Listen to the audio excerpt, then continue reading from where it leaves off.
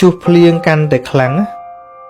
ធ្វើឲ្យជីវិតយើងរឹងមាំកាន់តែខ្លាំងកុំឲ្យតែយើងរត់តាមជួសភ្លៀងគឺយើងអ្នកកុំភ្លេចឫ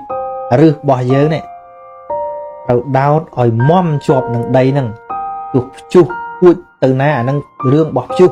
ប៉ិនកុំដកខ្លួនយើងចេញពីដីកុំដកខ្លួនយើងកុំដកឫសយើងចេញពីដីត្រូវតែញ៉ាំដីឲ្យជាប់ញ៉ាំដីឲ្យជាប់ក្នុងន័យថាចាក់គ្រឹះផ្លូវចិត្តរបស់យើងហ្នឹងឲ្យរឹងមាំអញ្ចឹងត្រូវតែចាក់គ្រឹះផ្លូវចិត្តឲ្យរឹងមាំ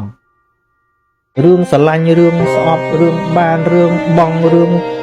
និន្ទារឿងសរសើររឿងស្អប់រឿងស្រឡាញ់គ្រប់គ្រងមិនគ្រប់គ្រងក្នុងជីវិតនេះជាព្យុះនៅក្នុងជីវិតយើងក៏ប៉ុន្តែនោះជាការងាររបស់ព្យុះមិនមែនការងាររបស់យើងទេការងាររបស់យើងគឺត្រូវតែចាក់គ្រឹះខ្លួនឯងឲ្យរឹងមាំដោយមានលំនឹងផ្លូវចិត្តនឹងឲ្យរឹងមាំតែចិត្តរបស់យើងដូចផែនដីមានសតិនឹងដូចជាឫសចាក់ទៅក្នុងដីនឹងឲ្យរឹងមាំ